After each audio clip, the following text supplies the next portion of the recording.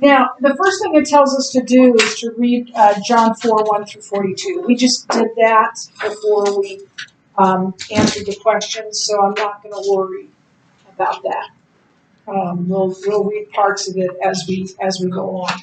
But what I want to explain to you before we start is what's happening just before this.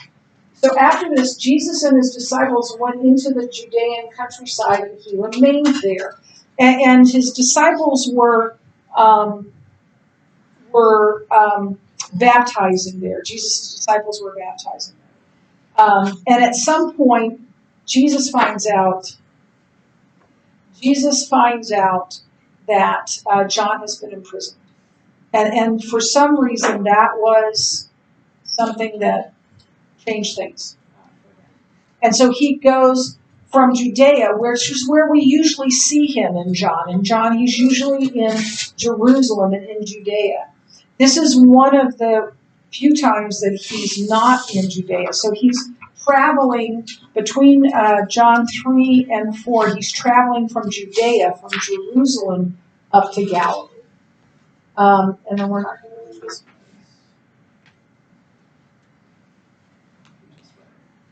But we will read John 1, or 2, 4, 1 through 3. So now when Jesus learned that the Pharisees had heard that Jesus was making and baptizing more disciples than John, although Jesus himself did not baptize, but only his disciples, he left Judea and departed again for Galilee. So that's what it's telling us. He's headed to Galilee. Now, let's talk a little bit about the timing of his death. It was not a surprise to Jesus. He knew when he was going to die. The meeting with the woman at the well, who's she's the woman of Samaria. She's sometimes called the woman at the well, was part of that movement from Judea to Galilee. Because remember, and I don't know if I don't have it. So you have Judea in the south, it comes up in a little bit, and then you've got Samaria in the middle, and then you've got Galilee in the north. And so if you're the shortest route to get from Judea to Galilee is through Samaria. But some Jews, maybe a lot of Jews, they hated the Samaritans so much they went around. They went into Decapolis and Perea to get there. So, and John tells us that he had to go through Samaria. We'll talk about that as we go along. Most of John is in Judea. This is one of the few times that he is not there. So,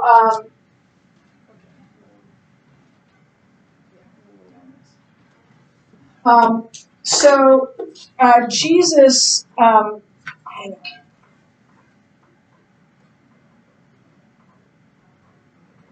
he orchestrated the timing of his death.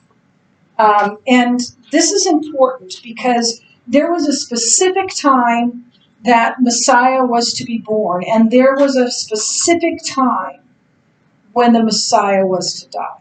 And he knew it. He knew it all along. And how do we know that? Because over and over again he says, my hour has not yet come. My hour has not yet come. My hour has not yet come. Well, if you know the hour hasn't come, you probably know when it is coming, and he did. And there was an exact time when he was to die. And he orchestrated his own destiny. His own death. He was in control of what was going on. Most people want to be popular. Jesus ran from that because his agenda wasn't popularity. His agenda was the Father's agenda.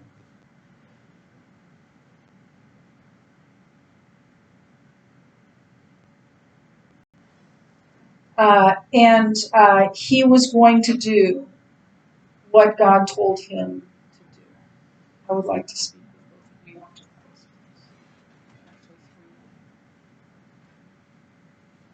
Um, and he knew when that was going to happen.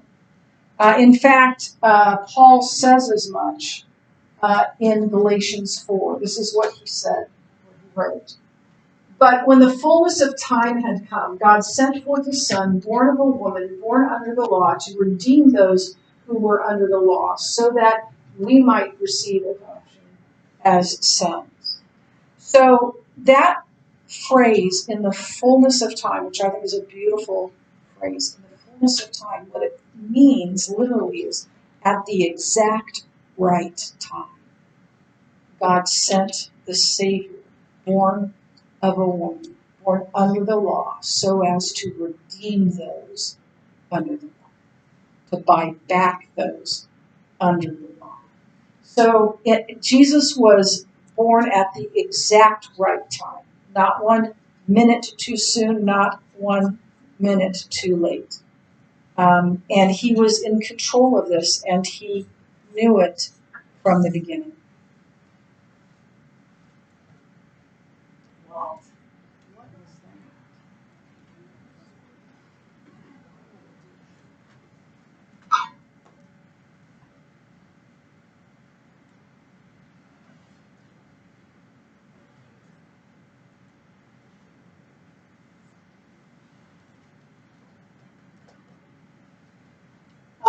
And he was dedicated to his Father's will. He said a number of times, I've got to be about my Father's business. He told his disciples that we're going up to Jerusalem and I'm going to be crucified there. He was dedicated to what God had called him to do. And it was a specific time that he knew. And he was dedicated to whatever God told him to do. And he had to pass through Samaria. So he came to a town of Samaria called Sychar, near the field that Jacob had given to his son, Joseph. Did he have to go through Samaria? No, not physically. Many Jews went around Samaria, like I told you. I believe that had to go through Samaria was the woman. If he was going to meet the woman, he had to go through Samaria. It wasn't physically necessary. It was spiritually necessary for that woman, for him to go through Samaria. Now, as I told you, you see this again. This is not actually Jacob's well. It's a recreation of a well. It would have looked something like this. And then you see Samaria here. Here's Judea with Jerusalem, and that's Galilee up there, and Samaria in between, and people would go around into Perea and Decapolis. Many Jews did. Most Jews did, probably, but not Jesus. Jesus was the first person to not only engage outcasts, but to engage them with grace and humility. And so then we also have this. So this is a modern day picture. This is Sychar right here. This is Mount Ebal. This is Mount Gerizim. It might be the other way around. I'm not sure, but one is Ebal and one is Gerizim. The two mountains. The one that were talked about in the story. And that's where Jesus was in this city, or just outside of this city.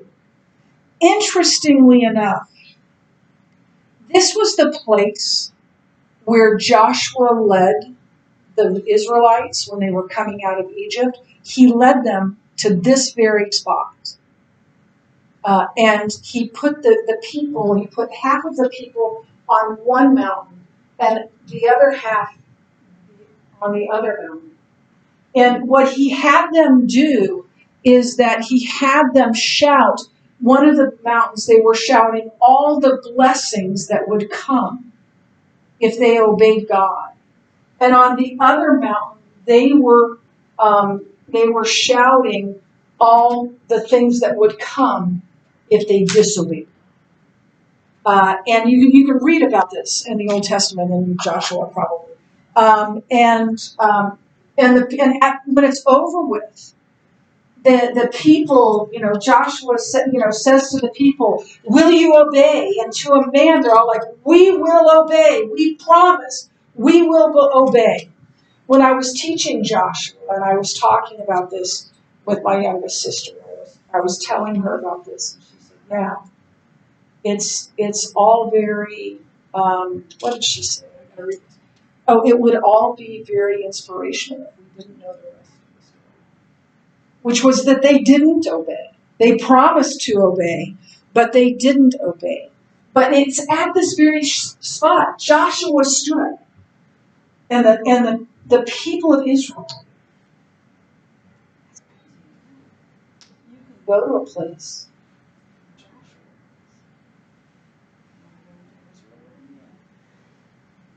I'll get you there before it's over. I think it would be so cool to stand there and where that all happened. And so Sychar rests between these two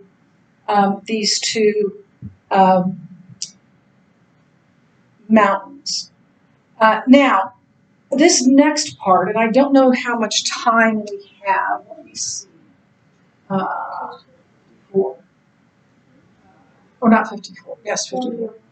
41. 41, yeah. Right. So, we'll keep going. We'll get a little bit farther than the other class, but that's a good thing. So, I'm going to talk to you about how the Samaritans became Samaritans, how the Samaritans came to be. You need to take notes on this. If you don't take notes on this, you're going to have a really hard time answering one of the questions, one of the essay questions on your next test, because it has just a very little in your book and a very little in this, and so I'm going to flesh that out for you a little bit. And you have to know how they became to be before you can understand the enmity between Jews and Samaritans. And so that's what I'm going to talk about. So Samaria, as you know, is sandwiched right between Judea and Galilee. And the region got its name from the major city of the area, which was Samaria. Now, there was a king of Israel named Omri, Omri, King Omri. Oops, I don't have those.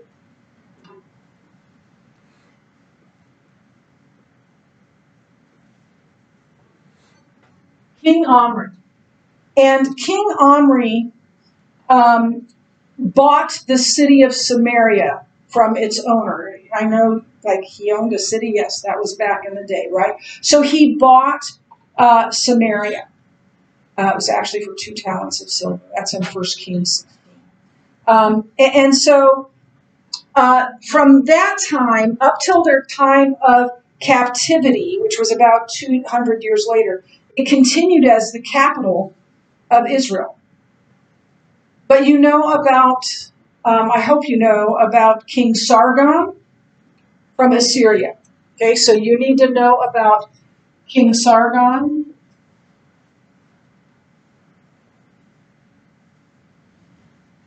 Of Samaria.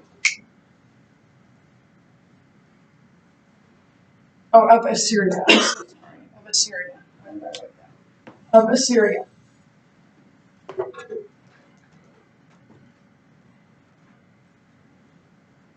And Sargon came in and overthrew the Jews, overthrew Israel, and Judea, overthrew it. And this is what happened back in those days. When a king conquered you, 2 things happened. The first one was that anyone of any importance was either killed, like any king, any leaders, any main leaders. Why? Because they want them out of the picture, so they can't be leaders anymore. We'll stop here. I'll back up a little bit and start up thought.